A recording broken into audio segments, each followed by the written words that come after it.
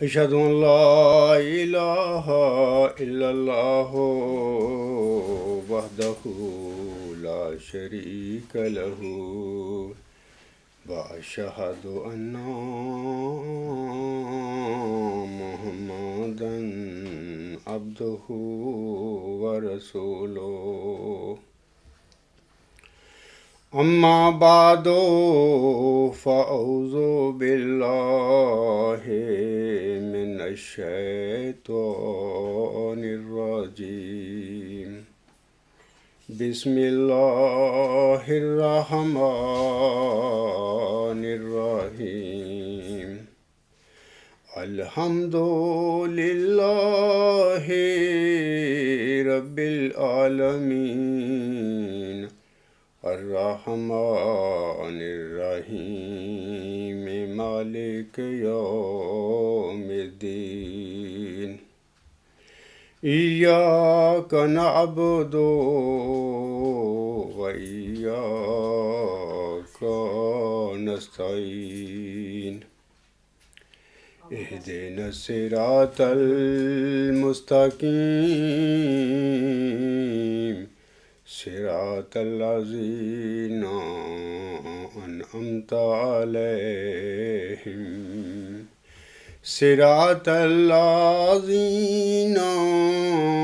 أنعمت عليهم غير المغضوب عليهم ولا الضالين۔ سامعین کرام، خاکسار نے گزشتہ خطبہ جمعہ میں اولاً آپ کو بتایا تھا کہ ہمارا علم حاصل کرنا اور ہمارے علم حاصل کرنے کی ضرورت دونوں اپنی غایت یعنی غائی علم کے وجود کا جواز پیش کرتے ہیں۔ اگر ہمارا علم حاصل کرنا اور ہمارے علم حاصل کرنے کی ضرورت دونوں دنیا میں موجود ہوں تو بلا شبہ ان کی غایت یعنی غائی علم آبجیکٹو نالج بھی دنیا میں موجود ہوگا۔ ثانیاً، ہمارا علم حاصل کرنا اور ہمارے علم حاصل کرنے کی ضرورت دونوں بعد میں پیدا ہوئے جبکہ ان کی غایت پہلے سے موجود ہے۔ ثالثاً، ہمارا علم حاصل کرنا اور ہمارے علم حاصل کرنے کی ضرورت دونوں غائی علم کی وجہ سے پیدا ہوتے ہیں اور اس کے محتاج ہیں، جبکہ علم بے نیاز ہے، یعنی کہ وہ انڈیپینڈنٹ ہے اور وہ اپنے محمولات یعنی طلباء اور ان کی علم حاصل کرنے کی پیاس جو ہے یا ضرورت ہے ان کا محتاج نہیں کہ اس کو اپنے وجود کو برقرار رکھنے کے لیے طلباء کی ضرورت ہو یا ان کے علم حاصل کرنے کی جو ضرورتیں ہیں ان میں پیدا ہو گئی ہیں یا ان میں علم حاصل کرنے کی جو پیاس ہے، علم جو ہے اپنے وجود کو برقرار رکھنے کے لیے ان چیزوں کا کوئی اس کی محتاجی نہیں ہے، وہ موجود ہے، جبکہ علم حاصل کرنے والے اور ان کی جو پیاس ہے وہ ڈیپینڈنٹ ہے علم کے۔ میں اپنے گزشتہ خطبہ جمعہ میں ان باتوں کی سامنے کرام بہت وضاحت کر چکا ہوں۔ اب ایک اور سوال کی طرف آتا ہوں، وہ یہ کہ اگر کوئی علم موجود ہے تو بلا شبہ اس کے حوالے سے انسانی فہم یا علم کے کچھ مراتب بھی ہوں گے۔ ان باتوں پر روشنی ڈالنے سے پہلے میں سمجھتا ہوں کہ زیادہ مناسب ہے کہ میں پہلے علم کی اصطلاح کی تشریح کر دوں آپ لوگوں کے آگے۔ علم کا لفظ یا علم کی اصطلاح دو مفہوموں میں استعمال ہو سکتی ہے۔ There are two meanings of the word knowledge، یعنی فعلی مفہوم ہے اس کا ایک، سبجیکٹو میننگ ہے اس کا ایک، اور دوسرا غائی مفہوم ہے یعنی آبجیکٹو میننگ ہے اس کا۔ فعلی مفہوم میں فعلی علم یعنی سبجیکٹو نالج سے مراد سامعین کرام کسی کا ذاتی فہم یا علم ہوا کرتا ہے۔ میرا، آپ کا، زید بکر کا، اس سے مراد سبجیکٹو علم سے مراد یہ علم ہے۔ یہ جو علم ہے سبجیکٹو نالج جو ہے یہ ایک حالت سے دوسری حالت میں بدلتا رہتا ہے، برخلاف اس کے غائی علم یعنی آبجیکٹو نالج سے مراد کسی کے ذاتی فہم یا علم کی غایت ہے، پرپز ہے، آبجیکٹ ہے، یعنی وہ جسے اس نے جاننا ہے۔ غائی علم، خواہ اس کا تعلق سامعین کرام مادی دنیا سے ہو یا غیر مادی دنیا سے ہو یا فلسفہ سے ہو، یہ ہمیشہ ایک جیسا رہتا ہے۔ اس میں کوئی تغیر یا تبدیلی ممکن نہیں، لہذا ہم کہہ سکتے ہیں اٹ از انچینجیبل، یہ غیر تغیر پذیر ہے، اس میں کوئی تبدیلی ممکن نہیں ہے۔ یہاں پر میں ایک مادی شے پانی کی مثال آپ لوگوں کے آگے پیش کرتا ہوں۔ مثال کے طور پر زید نامی ایک چھوٹے بچے کا اولاً پانی کے متعلق فہم یا علم یہی ہوگا نا کہ پانی پینے کی ایک شے ہے۔ جب زید بڑا ہوگا تو وہ اسکول میں یا کالج میں جا کر پانی کے متعلق پڑھے گا کہ پانی H2O کے تناسب میں ہائیڈروجن اور آکسیجن کا مرکب ہے۔ اب بڑے ہو کر اسکول اور کالج میں جا کر زید کا پانی کے متعلق فہم یا علم ایک حالت سے دوسری حالت میں بدل گیا، لیکن جو غائی علم ہے یعنی پانی ہے، اس میں کوئی تبدیلی نہیں آئی۔ وہ پانی پہلے بھی پانی تھا، زید جب بڑا ہو کر اس کا فہم پانی کے متعلق بدل گیا کہ یہ it is a compound of hydrogen and oxygen, تب بھی پانی پانی ہے، اس میں کوئی تبدیلی نہیں۔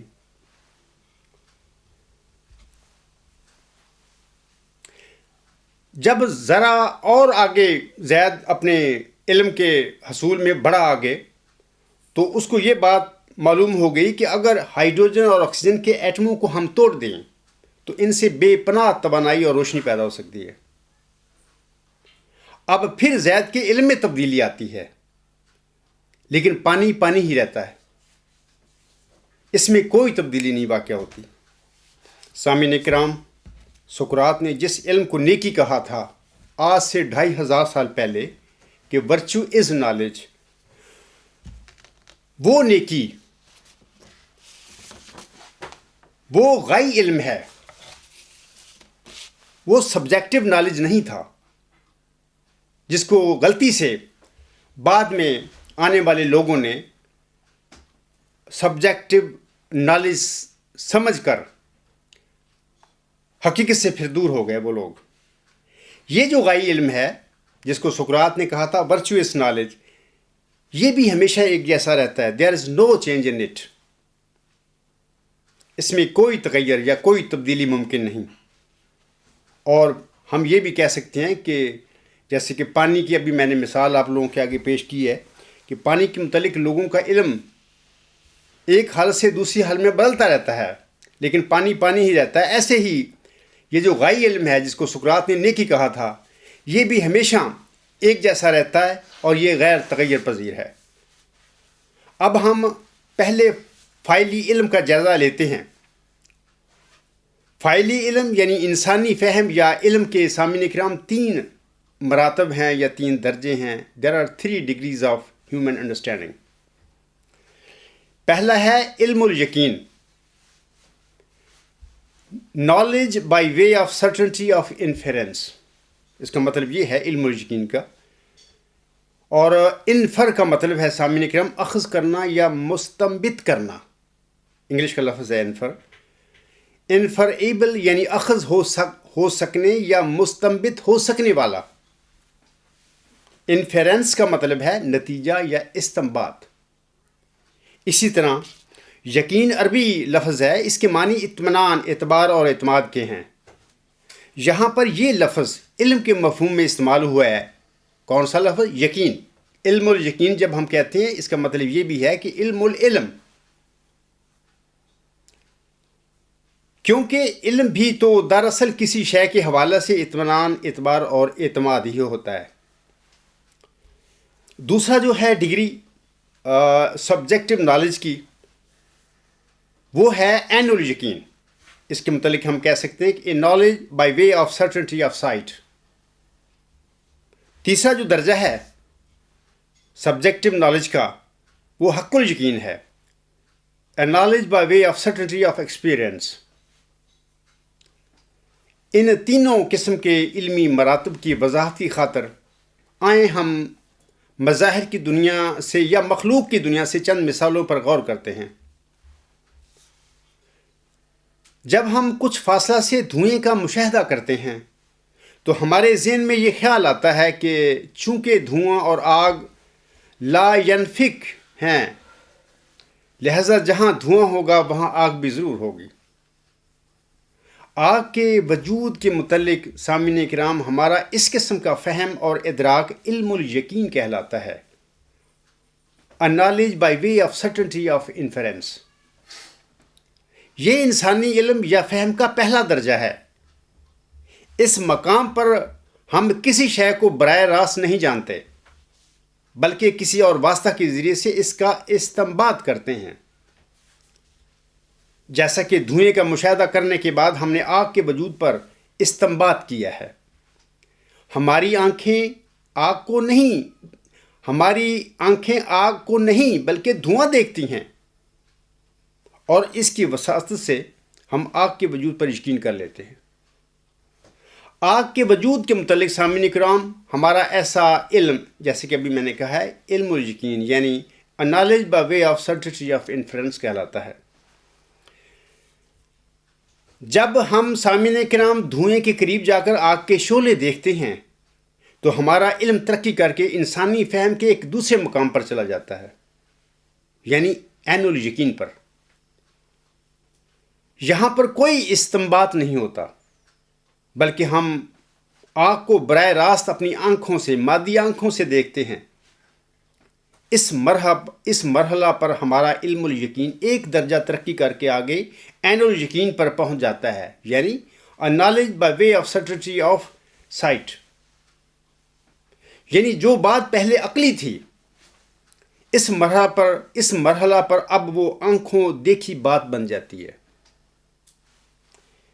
اس کے بعد سامعین کرام جب ہم آگ کے قریب جا کر اس میں اپنا ہاتھ ڈال دیتے ہیں اور یہ آگ ہمیں جلاتی ہے، اس مقام پر آگ کی حقیقت اور ماہیت کے متعلق ہمارا علم یا ہمارا ادراک یا ہمارا فہم ایک اور درجہ ترقی کر کے ایک انتہائی اعلیٰ تیسرے درجہ پر پہنچ جاتا ہے، جسے علمی دنیا میں حق الیقین کہا جاتا ہے، یعنی knowledge by way of certainty of experience۔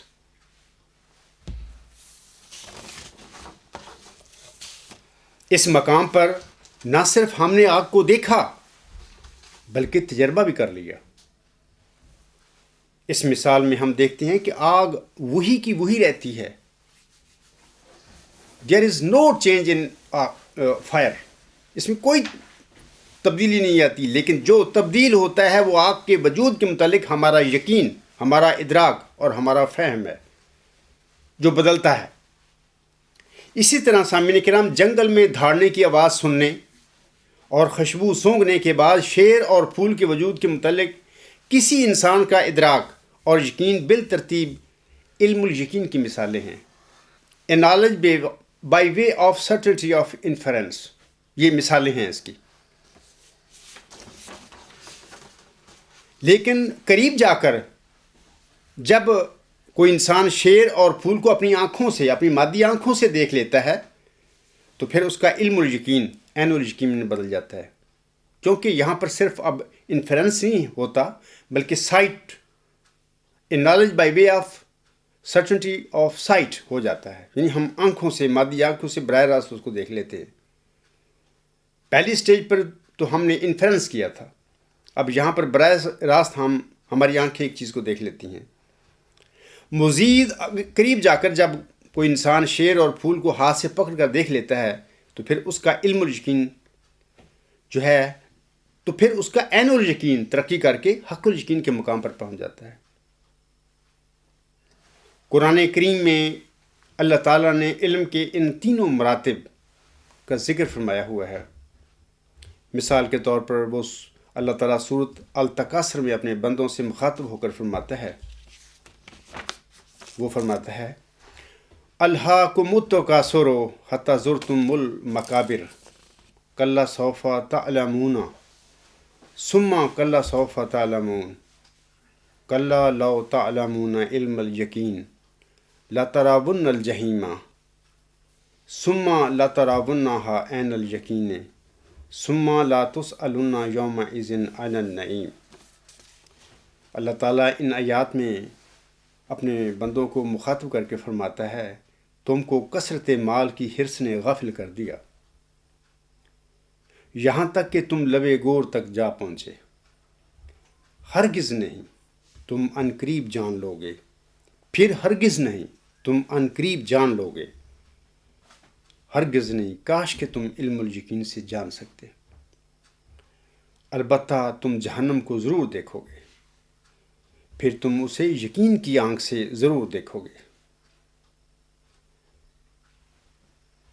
پھر البتہ تم سے اس دن نعمتوں کے متعلق ضرور پوچھا جائے گا۔ سورۃ التکاثر کی مذکورہ آیات کے حوالہ سے حضرت بانی جماعت علیہ السلام اپنی شورائے آفاق کتاب اسلامی اصول کی فلسفی روحانی خزائن جلد 20 صفحہ 402 پر فرماتے ہیں، ان آیات میں، یعنی سورۃ التکاثر کی آیات جو ابھی میں نے تلاوت کی ہیں، ان آیات میں اللہ تعالیٰ نے صاف فرما دیا ہے کہ اسی جہان میں بدکاروں کے لیے جہنمی زندگی پوشیدہ طور پر ہوتی ہے، اور اگر غور کریں تو اپنی دوزخ کو اسی دنیا میں دیکھ لیں گے۔ اور اس جگہ اللہ تعالیٰ نے علم کو 3 درجوں پر منقسم کیا ہے، یعنی علم الیقین، عین الیقین، حق الیقین۔ اور عام کے سمجھنے کے لیے ان تینوں علموں کی یہ مثالیں ہیں کہ اگر مثلا ایک شخص دور سے کسی جگہ بہت سا دھواں دیکھے اور دھوئیں سے ذہن منتقل ہو کر آگ کی طرف چلا جائے اور آگ کے وجود کا یقین کرے، اور اس خیال سے کہ دھوئیں اور آگ میں ایک تعلق لا ینفک اور ملازمت تامہ ہے، جہاں دھواں ہوگا ضرور ہے کہ آگ بھی ہوگی، پس اس علم کا نام علم الیقین ہے۔ اور پھر جب آگ کے شعلے دیکھ لے تو اس کا نام عین الیقین ہے، اور جب اس آگ میں آپ ہی داخل ہو جائے تو اس علم کا نام حق الیقین ہے۔ اب اللہ تعالیٰ فرماتا ہے کہ جہنم کے وجود کا علم الیقین تو اسی دنیا میں ہو سکتا ہے، پھر عالم برزخ میں عین الیقین حاصل ہوگا، اور عالم حشر اجساد میں وہی علم حق الیقین کے کامل مرتبہ تک جا پہنچے گا۔ اے میرے بھائیوں، جنت، جہنم اور ملائک وغیرہ سب غیر مرئی مخلوق یعنی انویزیبل کریچر ہیں، اور اس مادی دنیا میں یہ مخلوق ہماری نظروں سے اوجھل ہے۔ سورۃ التکاثر کی مذکورہ آیات میں اللہ تعالیٰ نے فرمایا ہے کہ اے میرے بندو، تمہیں اس دنیا میں ان روحانی یا غیر مرئی چیزوں کا علم الیقین حاصل ہو سکتا ہے۔ اب سوال یہ ہے کہ وہ کیسے حاصل ہو سکتا ہے؟ تو اس حوالہ سے اس ضمن میں جواباً گزارش ہے کہ اس دنیا میں روحانی اشیاء کا علم الیقین ہمیں براہ راست حاصل نہیں ہوتا، یعنی ان اشیاء کو ہم اپنی مادی آنکھوں کے ساتھ نہیں دیکھ سکتے، ہاں البتہ ہم انہیں بالواسطہ طور پر انڈائریکٹلی دیکھ سکتے ہیں۔ یعنی جس طرح ہمیں دھواں دیکھنے کے بعد آگ کے وجود کا علم الیقین حاصل ہو جاتا ہے، اسی طرح انسانی زندگی اور اس کے مقاصد اور کائنات پر غور و فکر کرنے کے بعد ہمیں جنت، دوزخ اور ملائک وغیرہ کا علم الیقین حاصل ہو جاتا ہے۔ اور یہ جو مخلوق ہے جس کا ابھی میں نے ذکر کیا ہے، جنت، جہنم، ملائکہ، فرشتے وغیرہ، اس سب جو ہیں اللہ تعالیٰ نے انسان کے ہم بندوں کی نظروں سے اس لیے اوجھل رکھے ہیں کیونکہ اس کا مقصد ہے، اس نے ایک مقصد کے ساتھ اس کائنات کو تخلیق کیا تاکہ میں انسان کو پیدا کر کے اس کی میں آزمائش کروں، اور پھر وہ بندے جو میرے ہیں اپنے ہی اعمال اور اپنے ہی آزمائش کے بعد پھر اپنی جنت اور اپنی جہنم خود ہی بنائیں۔ اللہ تعالیٰ ہمیں کوئی سزا نہیں دیتا۔ انسان جب اس دنیا سے اعمال کرنے کے بعد فوت ہوتا ہے، دارالعمل سے اگر جاتا ہے دارالجزا میں، تو وہ اپنی جنت، وہ اپنی جہنم اپنے ساتھ لے کر جاتا ہے۔ اللہ تعالیٰ اسی کی اختیار کو ہی جنت یا جہنم جو ہوتی ہے، اللہ تعالیٰ اس کو بھیج دیتا ہے۔ اور پھر یہ بھی یاد رکھیں سامعین کرام، اس دنیا میں آزمائشی کا خاطر تو یہ چیزیں ہماری نظروں سے اوجھل رکھی ہیں اللہ تعالیٰ نے، اور پھر مرنے کے بعد عالم برزخ میں یعنی معاد سے پہلے ہم یقین کی آنکھ سے اس مخلوق کا اسی طرح مشاہدہ کریں گے جس طرح ہم دنیا میں آگ کو دیکھتے ہیں۔ اور پھر عالم بعث یعنی بروز قیامت ان تمام روحانی چیزوں کا ہمیں حق الیقین بھی حاصل ہو جائے گا۔ حق الیقین یعنی سرٹنٹی آف ایکسپیرئنس کے حوالہ سے اللہ تعالیٰ سورۃ الواقعہ کے آخر میں مقربین اور اصحاب الیمین اور اصحاب الشمال کا ذکر اس طرح فرماتے ہیں۔ اللہ تعالیٰ فرماتا ہے فَأَمَّا إِنْ كَانَ مِنَ الْمُقَرَّبِينَ فَرُوحٌ وَرَيْحَانٌ وَجَنَّتُ نَعِيمٍ وَأَمَّا إِنْ كَانَ مِنْ أَصْحَابِ الْيَمِينِ فَسَلَامٌ لَكَ مِنْ أَصْحَابِ الْيَمِينِ وَأَمَّا إِنْ كَانَ مِنَ الْمُكَذِّبِينَ الضَّالِّينَ فَنُزُلٌ مِّنْ حَمِيمٍ وَتَصْلِيَةُ جَحِيمٍ إِنَّ هَذَا لَهُوَ حَقُّ الْيَقِينِ۔ ان آیات میں اللہ تعالیٰ نے علم کا جو تیسرا درجہ ہے حق الیقین کا، اس کا ذکر فرمایا ہے۔ جیسا کہ میں نے پہلے سورۃ التکاثر کی آیات پڑھی ہیں، ان میں اللہ تعالیٰ نے علم الیقین اور عین الیقین کا ذکر فرمایا ہے۔ ان آیات میں سورۃ واقعہ کی جو میں نے آیات پڑھی ہیں، ان میں اللہ تعالیٰ نے حق الیقین جو سبجیکٹو نالج کا آخری اور انتہائی اعلیٰ مقام ہے، فہم و ادراک کا حق الیقین، اس کا ذکر فرمایا ہے۔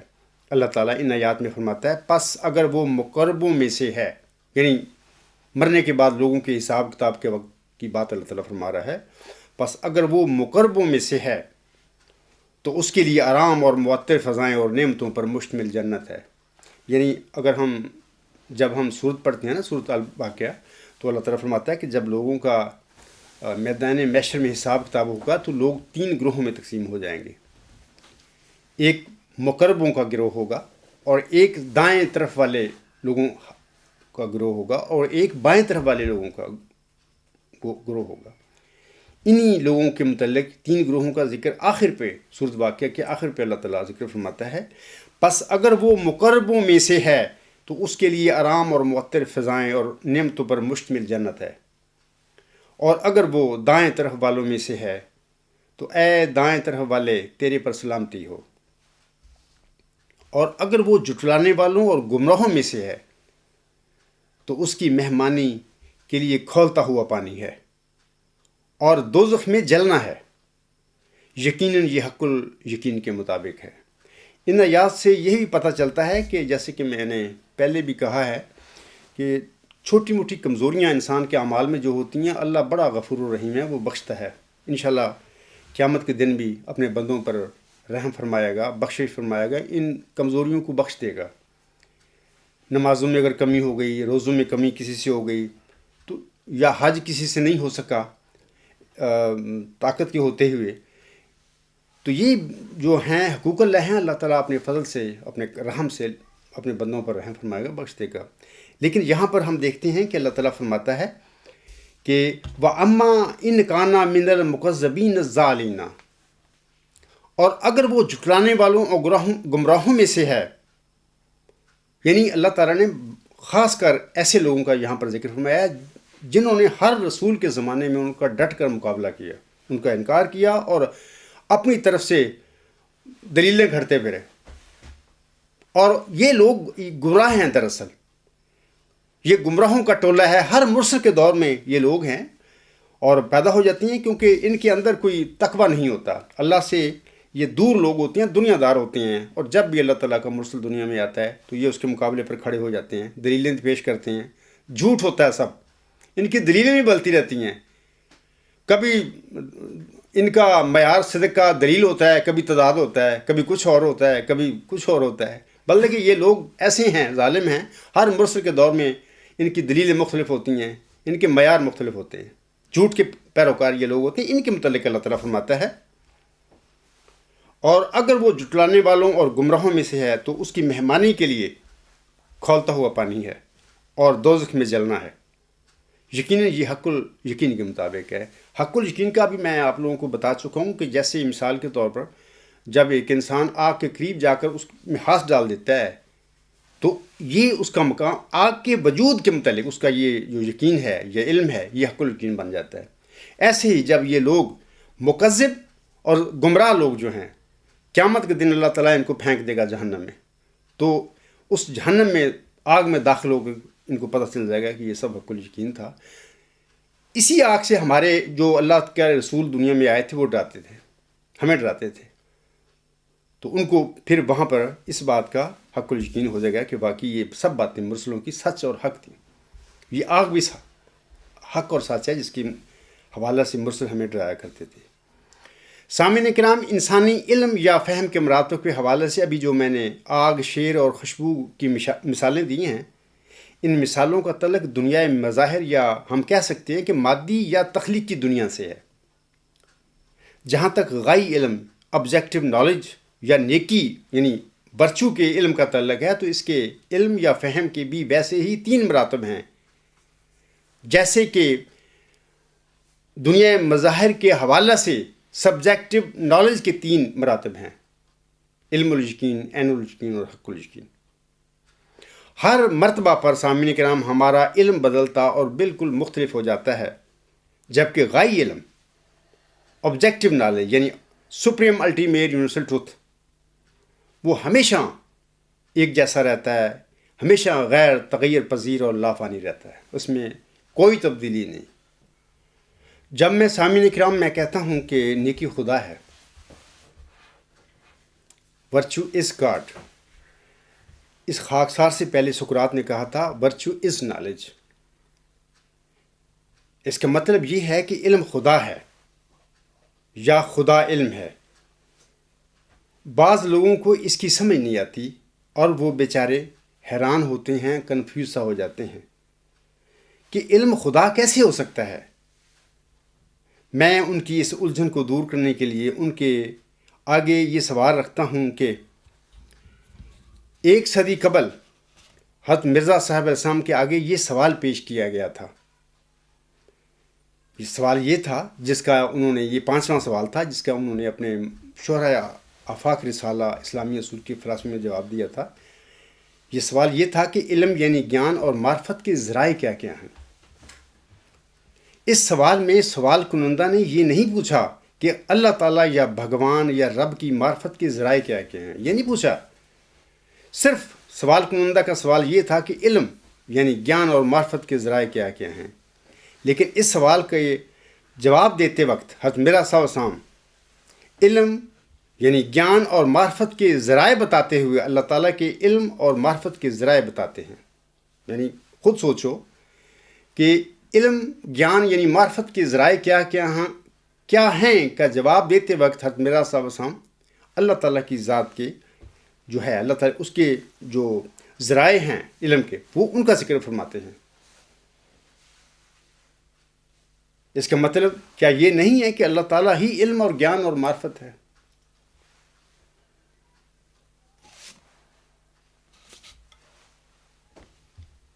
حضرت بانی جماعت علیہ السلام سامعین کرام برخہ 14 جنوری 1997 کے اپنے اشتہار مجموعہ اشتہارات جلد 2 صفحہ 304 تا 305 پر لکھتے ہیں، آپ علیہ السلام لکھتے ہیں: نئی زمین ہوگی اور نیا آسمان ہوگا.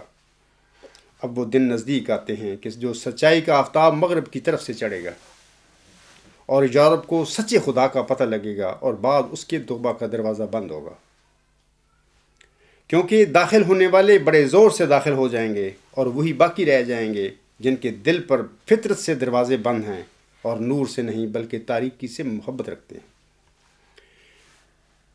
قریب ہے کہ سب ملتیں ہلاک ہوں گی مگر اسلام، اور سب حربے ٹوٹ جائیں گے مگر اسلام کا آسمانی حربہ، کہ وہ نہ ٹوٹے گا اور نہ کند ہوگا جب تک دجالیت کو پاش پاش نہ کر دے۔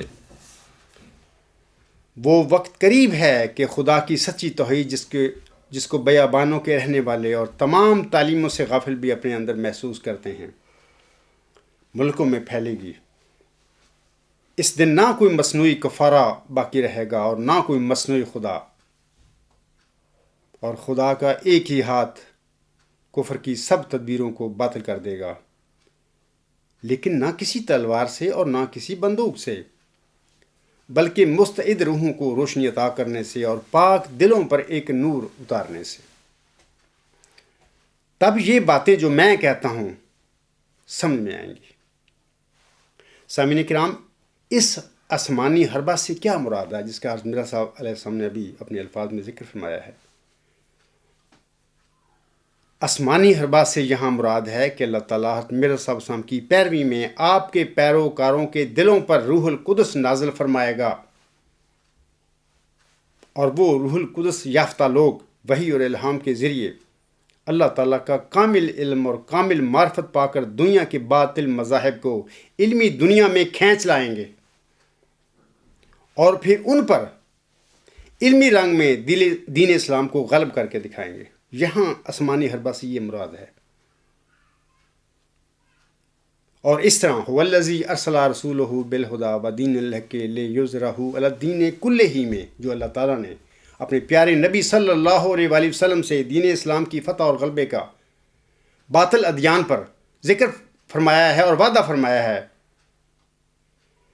اپنا اللہ تعالیٰ یہ وعدہ اس طرح پورا کر کے دکھائے گا دنیا میں انشاءاللہ تعالیٰ۔ اب سوال یہ پیدا ہوتا ہے، جماعت احمدیہ محمود جو ہے اس نے وہ جو الوصیت میں حضرت مرزا صاحب صاحب لکھتے ہیں، اور جب تک کوئی خدا سے روح القدس پا کر کھڑا نہ ہو سب میرے بعد مل کر کام کرو، ان لوگوں نے کیا کیا ہے کہ یہ جب یہ پڑھتے ہیں مولوی یا خلیفے اپنے خطبوں میں یا اپنے جلسوں میں تقریروں کے دوران، تو یہ سطر چھوڑ دیتے ہیں، اور جب تک کوئی خدا سے روح القدس پا کر کھڑا نہ ہو، یہ ان کو بڑی چبھتی ہے۔ انہوں نے ویسے ہی کاٹ دیا اس کو کہ ہمیں روح القدس پا کر کھڑے ہونے والوں کی ضرورت نہیں ہے۔ حضرت مرزا صاحب السلام کی جماعت پر قبضہ کر کے انہوں نے ایک اپنا ذاتی خود ساختہ خلافتی نظام بنا کر لوگوں کو اسیر بنا لیا، اور جامعہ بنایا، اس میں مربی تیار کرتے ہیں، جبکہ وہ مربی کوئی عالم نہیں ہوتے، بلکہ وہ تنخواہ دار ملازم ہیں۔ وہ تو لوگوں کو ڈرانے دھمکانے، ان سے چندہ وصول کرنے کے لیے، اور لوگوں کو جو اسیری ہے اس کو مستحکم کرنے کے لیے وہ ان کے ایجنٹ ہیں۔ یعنی انشورنس ایجنٹ نہیں ہوتے جو دنیا پاکستان میں کام کرتے ہیں، ایسے ہی ایجنٹ ہیں۔ مولوی یہ کہاں ہے عالم ہے، ان کے پاس کہاں علم ہے؟ نہ جامعہ میں کوئی علم سکھایا جاتا ہے، یہی ٹیکنیک اور طریقے بتائے جاتے ہیں کہ تم نے احمدیوں کو کیسے قابو کرنا ہے، ڈرانا کیسے ہے۔ یہ وہ لوگ ہیں، اتنے انہوں نے ظلم کیا احمدیت پر، مرزا صاحب السلام کی جماعت احمدیہ پر، کہ مرزا صاحب علیہ السلام کی جماعت کے احمدیہ کو دفن کر کے اس کی جگہ پر جماعت احمدیہ محمود قائم کر کے بیٹھے ہوئے ہیں، یا احمدیت کو دفن کر کے اس کی جگہ پر محمودیت کو جاری کر کے بیٹھے ہوئے ہیں، جبکہ محمودیت کی حیثیت ہی کوئی نہیں ہے۔ یہ مولوی، یہ تنخواہ دار ایجنٹ جو ہیں، یہ کیا اسلام دنیا میں غالب کریں گے؟ ان کے پاس تو علم ہی کوئی نہیں ہے، جبکہ اللہ تعالیٰ فرماتا ہے کہ میں دین اسلام کو کس طرح غالب کروں گا۔ میرا صاحب فرماتے ہیں قریب ہے کہ سب ملتیں ہلاک ہوں گی مگر اسلام، اور سب حربے ٹوٹ جائیں گے مگر اسلام کا آسمانی حربہ، کہ وہ نہ ٹوٹے گا اور نہ کند ہوگا جب تک دجالیت کو پاش پاش نہ کر دے۔ اور افسوس، آگے حضور صاحب فرماتے ہیں یہ کیا ہوگا؟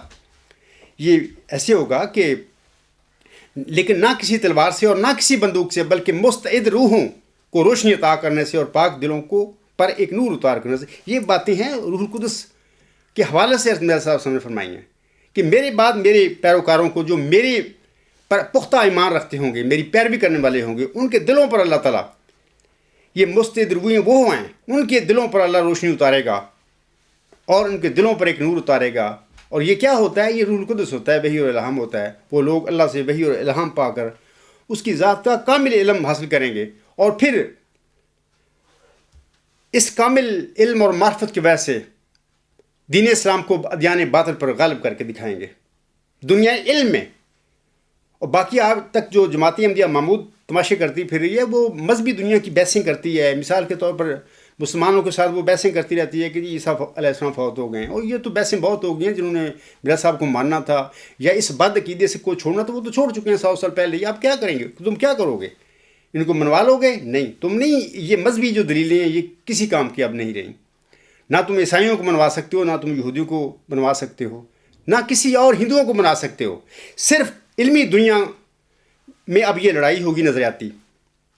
جب ہمارے جلسہ پر ایک بینر ہوتا ہے وہاں پر لکھا ہوتا ہے جہاد بالسیف، جہاد بالقلم اور پھر جہاد بالعلم. اس کا مطلب یہ ہے کہ 1500 سال پہلے مخالفوں نے جب ہمارے پیارے نبی صلی اللہ علیہ وسلم پر چڑھائی کی اور ان کو دکھ دیے، ان کو ماننے والے مسلمانوں کو دکھ دیے، تو اس زمانے میں پھر اللہ تعالیٰ نے انہیں حکم دیا کہ ان سے تلوار سے لڑائی کرو. ہمارے پیارے آقا حضرت محمد صلی اللہ علیہ وسلم نے تلوار سے لڑائی کی، جہاد کیے. وہ زمانہ جہاد بالسیف کا تھا. اس کے بعد 1300-1400 سال بعد دنیا بدل گئی. ایک جہاد جو ہے جہاد بالسیف وہ جہاد بالقلم میں بدل گیا. ہمارے آقا حضرت مرزا غلام صاحب نے 100 سال پہلے یہ جہاد بڑی زور و شور سے لڑا، قلم کے ساتھ لڑا، اور دنیا پر غالب کو اسلام کو جس حد تک اللہ کی نظر میں یہ رضا تھی کہ اتنا اسلام پھیل جائے، اتنی اسلام کی حقانیت ثابت ہو جائے، وہ انہوں نے کر کے دکھائی. اب 100 سال کے بعد حضرت مرزا صاحب کے بعد یہ جو جہاد بالقلم ہے جہاد بالعلم میں بدل گیا ہے. اب یہ دنیا علم میں نظریاتی لڑائیوں کا جہاد ہوگا. جس دین کا نظریہ علم فاتح ثابت ہو جائے گا، جس دین کی کتاب سے وہ نظریہ اخذ ہوگا، جس نبی صلی اللہ علیہ وسلم کے پیروکار یہ کام کر کے دنیا میں دکھائیں گے، وہی نبی کامیاب اور غالب ہوگا دنیا میں. وہی کتاب غالب ہوگی اور سچی قرار پائے گی. اور وہی وہ لوگ جو ہیں، فرقہ ہے، جو گروہ ہے اہل ایمان کا، وہی دنیا پہ غالب آئے گا. اور جس دین سے ان کا تعلق ہوگا وہ بھی دنیا میں غالب ہو جائے گا. یہ علمی غلبہ ہوگا اور یہ نظریاتی جنگ ہوگی. اور یہ اس کا نام ہم کہہ سکتے ہیں کہ جہاد بالعلم ہوگا، نظریاتی جہاد ہوگا. حضور اسلام اسی اپنے اشتہار کے آخر پہ فرماتے ہیں سامعین کرام، وہ فرماتے ہیں لعنتی ہے وہ دل جو بغیر مقابلہ کے انکار کرے، اور پلید ہے وہ طبیعت جو بغیر آزمائش کے منکر رہے. اے حق کے طالبو، مردہ پرستی کے مذہب کو چھوڑو کہ عیسائیوں کے ہاتھ میں ایک مردہ ہے. کیا اس مردہ میں طاقت ہے کہ میرے مقابلہ میں اپنے کسی پرستار کو طاقت بخشے؟ نہیں، ہرگز نہیں. تمام مردے خدا میرے پاؤں کے نیچے ہیں، یعنی قبروں میں، اور زندہ خدا میرے سر پر ہے. کوئی ہے؟ پھر میں کہتا ہوں کہ کوئی ہے کہ اس آزمائش میں میرے مقابل پر آوے. مردہ پرست کبھی نہیں آئیں گے، مردار کھائیں گے مگر سچائی کا پھل کبھی نہیں کھائیں گے. زندہ دیکھو، زندہ مذہب میں یہ طاقت ہے کہ اس کے پابند آسمانی روح اور اپنے اندر رکھتے ہیں. مردوں کو جانے دو، زندوں کے ساتھ ہو جاؤ. یہ الفاظ جو ہیں 1 صدی قبل حضرت مرزا صاحب سامنے اشتہار میں لکھے تھے. اے احمدی بھائیو، آج میں بھی اپنے مخالفوں کو یہی کہتا ہوں کہ لعنتی ہے وہ دل جو بغیر مقابلہ کے میرا انکار کرے، اور پلید ہے وہ طبیعت جو بغیر آزمائش کے میرا منکر رہے. آج جناب مرزا بشیر الدین محمود احمد کا جھوٹا دعویٰ مسلم موعود میرے پاؤں کے نیچے ہے. یہ خدا کا فضل ہے مجھ پر. 1914 میں احمدیت کی صف لپیٹ کر جس محمودیت اور بلائے دمشق کے نظام کو جاری کیا گیا، آج وہ محمودیت اور بلائے دمشق دونوں میرے پاؤں کے نیچے ہیں. میں اپنے احمدی بھائیوں سے کہوں گا کہ آپ مردہ نہیں ہیں، بلکہ تمہیں اخراج مقاطعہ کی سزاؤں سے ڈرا کر قبروں میں مردوں کی طرح بنا دیا گیا ہے. اور آپ ہی کا پیشگوئی مسلم موت میں ذکر ہے. اللہ تعالیٰ فرماتا ہے تا وہ جو زندگی کے خواہاں ہیں موت کے پنجہ سے نجات پامیں، اور وہ جو قبروں میں دبے پڑے ہیں باہر آمیں. اور وہ تو ہی تو ہو، تمہیں ہی اس حالت میں پہنچا دیا گیا ہے. کس نے؟ مرزا بشیر الدین محمود احمد اینڈ کمپنی نے. یہ دنیا دار لوگ ٹولہ ہے جو مذہب کے نام پر ان لوگوں نے دنیا کمائی اور کماتے پھر رہے ہیں. ان کا اللہ، اس کے رسول، اس کے مسیح موسم سے ان کا کوئی تعلق نہیں ہے. اگر ان کا تعلق ہوتا، ان کے اندر کوئی دین ہوتا یا دین کی کوئی درد ہوتا تو تمہیں یہ ایسی حالت میں نہ پہنچاتے، تمہیں سوال کا حق دیتے اور تم پر اخراج اور مقاطعے کی تلواریں نہ لٹکاتے۔ امر واقعہ یہ ہے سامعین کرام کہ تم مردہ نہیں ہو، تم میری آواز سن کر قبروں سے اٹھو اور اس محمودیت اور بلائے دمشق پر لات مارتے ہوئے اس سے علیحدہ ہو کر رستگاری پا جاؤ، کیونکہ یہ قید، یہ اسیری تمہارا کوئی مقدر نہیں دنیا میں۔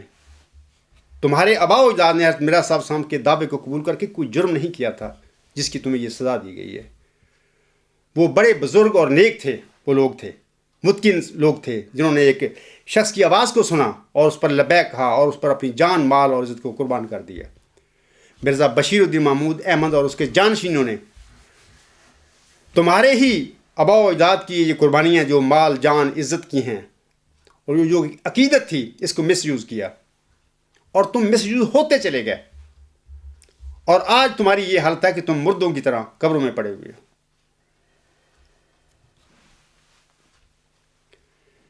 اللہ تعالیٰ آپ سب کو تقویٰ بھی نصیب فرمائے، ہمت اور دلیری بھی بخشے۔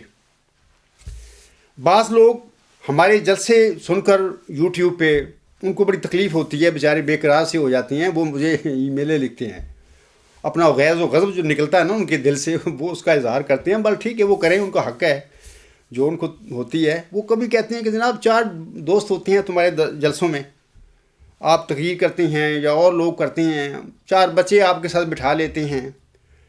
میں ان لوگوں سے صرف یہی کہتا ہوں کہ دیکھو، صدق اور کذب کا معیار تعداد نہیں ہے، خدا کا خوف کرو، اپنی جانوں پر رحم کرو۔ حضرت مرزا صاحب صاحب کے زمانے میں بھی یہی صدق اور کذب کا معیار تھا کہ دلیل اور ثبوت۔ مرزا صاحب علیہ السلام نے عیسائیوں کو، جن کی کہیں تعداد زیادہ تھی، سینکڑوں گنا زیادہ مرزا صاحب علیہ السلام کے پیروکاروں سے، ان کو ناکو چنے چڑھوا دیے تھے اور ان کے جھوٹے خدا کو مردہ ثابت کر دیا تھا۔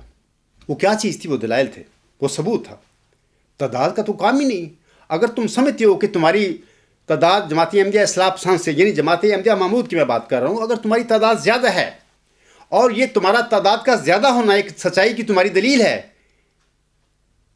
تو جناب پھر 1 صدی قبل حضرت مرزا صاحب علیہ السلام کے مقابل تو عیسائی بھی کروڑوں میں تھے۔ آج تو 1.5 ارب کی آبادی ہے، اس زمانے میں کروڑوں میں تھے، تو اس کا مطلب یہ کہ وہ سچے تھے۔ پھر مرزا صاحب علیہ السلام کی پیروکاروں کی تعداد زیادہ سے زیادہ ہزاروں یا ہم کہہ سکتے ہیں کہ لاکھوں میں تھی، آخر پر جا کر لاکھوں میں ہوگی۔ تو اس کا مطلب یہ کہ مان لو پھر اس معیار کے مطابق کہ مرزا صاحب علیہ السلام نعوذ باللہ جھوٹے خدا جو عیسائیوں کا، اس کو مار کا بھی پھر وہ کامیاب نہیں تھے، وہ سچے نہیں تھے، یہ مان لو اس بات کو۔ دوسری بات یہ ہے کہ جماعت احمدیہ محمود کو پاکستان کی اسمبلی نے، وہ سوادی اعظم ہے، ان کے سارے فرقوں نے اکٹھے ہو کر باہر نکال تمہیں پھینک دیا۔ 1974 میں انہوں نے یہ کارنامہ کیا۔ اگر تم یہ سمجھتے ہو جماعت احمدیہ اصلاح پسند کی بالمکمل تمہاری تعداد زیادہ ہے جماعت احمدیہ محمود کی، یہ کوئی سچائی کا پیمانہ ہے تمہاری صداقت کا، تو پہلے 1974 والا مان لو فیصلہ کہ تم غیر مسلم ہو، لیکن آج تک تم نہیں مانتے۔ جب مسلمانوں سے تمہاری بات ہوتی ہے، تمہارے ہاتھ میں قرآن ہوتا ہے اور دلیل ہوتی ہے، کہتے ہیں کہ نہیں دلیل سے بات کر لیں، وہاں پر آپ خاموش ہوتی ہیں، آپ کی زبانوں کو تالے لگ جاتے ہیں، آپ کہتے ہیں کہ نہیں دلیل سے بات کریں گے۔ دلیل ہی صدق اور کذب کا معیار ہے۔ تو اب جب جماعت احمدیہ اصلاح پسند کے ساتھ باتیں ہوتی ہیں تو ہماری جو تعداد ہے اس کی پھیلاتے ہو، بتاتے ہو، یہ تمہارا دین ہے، اس ٹائم تمہارے اندر یہ گند ہے۔ تم نے حضرت مرزا صاحب صاحب کی پاک تعلیم کو چھوڑ کر مرزا بشیر الدین محمود احمد کی پیروی کر کے اور اس کے جانشینوں کی پیروی کر کے یہ گند کمایا ہے جو تمہارے دلوں میں اس وقت ہے۔ تو اللہ تعالیٰ تم پر رحم کرے اور تمہیں ہدایت بخشے۔ اگر اللہ تعالیٰ چاہتا ہے تمہیں ہدایت دینا تو میں بھی دعا کرتا ہوں کہ اللہ تعالیٰ تمہیں ہدایت دے دے۔ اے جماعت احمدیہ محمود کے لوگوں، یقیناً تم پر بھی یہودیوں کی طرح اس وقت اللہ تعالیٰ کا غضب بھڑک چکا ہے، اور اس کا ثبوت یہ ہے کہ اللہ تعالیٰ نے تمہیں میرے ایسے کمزور انسان کے پاؤں تلے کچل ڈالا ہے۔ کیا تم اس کا انکار کر سکتے ہو؟ آؤ مقابل پہ میرے نکلو میدان میں، میرا مقابلہ کر کے دکھاؤ۔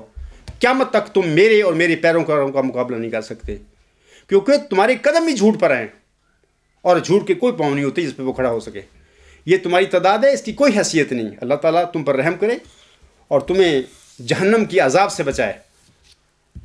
ہم تو تمہارے لیے دعا کرتے ہیں، باقی دعا کو قبول کرنا اور تم پر رحم کرنا تو پھر اللہ تعالیٰ کا کام ہے۔ اور اگر تم کوشش کرو گے اس جھوٹ سے نکلنے کے لیے تو تم ضرور نکل جاؤ گے، اور نہیں کرو گے تو اسی نشے میں بیٹھے رہو گے، جی ہم تو بڑی تعداد ہے ہماری جماعتی یہ اسلام سن کے تو 4 بندے ہوتے ہیں، وہ جلسہ ہو رہا ہے، 4 چھوڑ ایک بھی اگر ہے اس کے ہاتھ میں دلیل ہے تو وہ تم پر غالب ہے، خدا نے اس کو تم پر غالب کر دیا ہے۔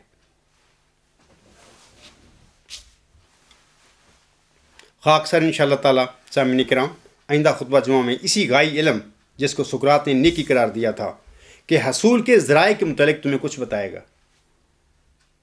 اب میں حضرت بانی جماعت الاسلام کی چند پاکیزہ اشعار پر اپنے خطبے کو ختم کرتا ہوں۔ آپ علیہ السلام فرماتے ہیں،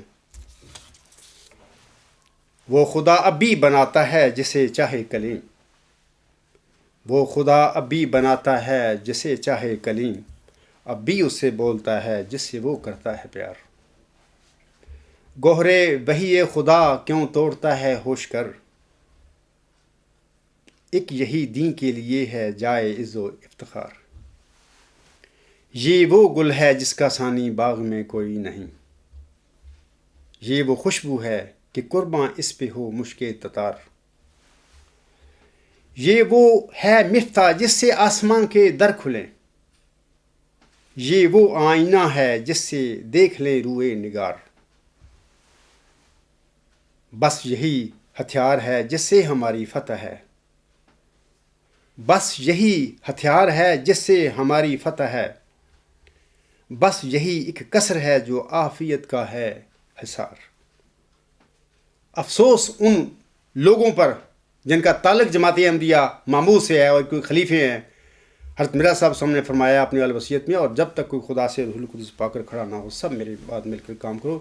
انا للہ و انا الیہ راجعون۔ ان لوگوں پر رونا آتا ہے کہ یہ پیروکار ہیں مرزا صاحب علیہ السلام کے، انہوں نے اس فکر ہی مٹا دیا، نہ تقریروں میں پڑھتے ہیں نہ اپنی تحریروں میں لکھتے ہیں۔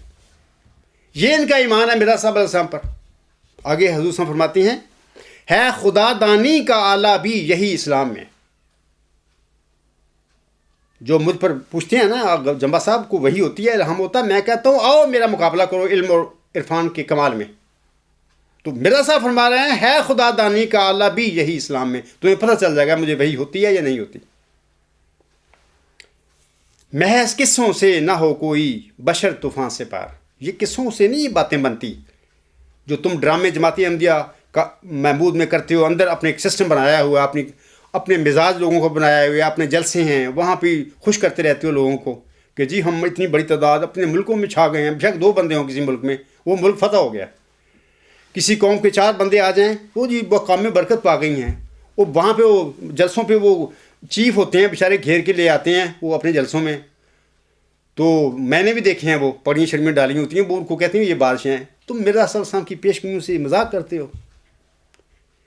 کیا مرزا صاحب علیہ السلام نے اس قسم کے بادشاہ کو کہا تھا کہ وہ میری کپڑوں سے برکت ڈھونڈیں گے؟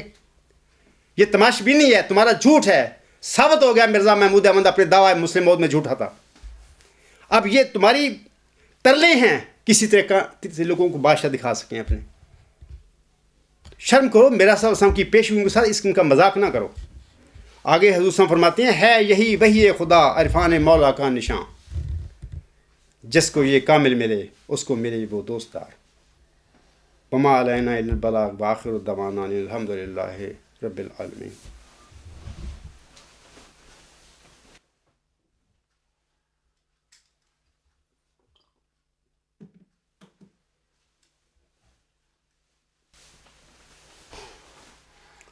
الحمد للہ الحمد للہ نحمدہ ونستعینہ ونستغفرہ ونؤمن بہ ونتوکل علیہ ونعوذ باللہ من شرور انفسنا ومن سیئات اعمالنا، من یہدہ اللہ فلا مضل لہ ومن یضللہ فلا ہادی لہ، ونشهد أن لا إله إلا الله ونشهد أن محمدا عبده ورسوله۔ عباد الله रहिमकुमुल्लाह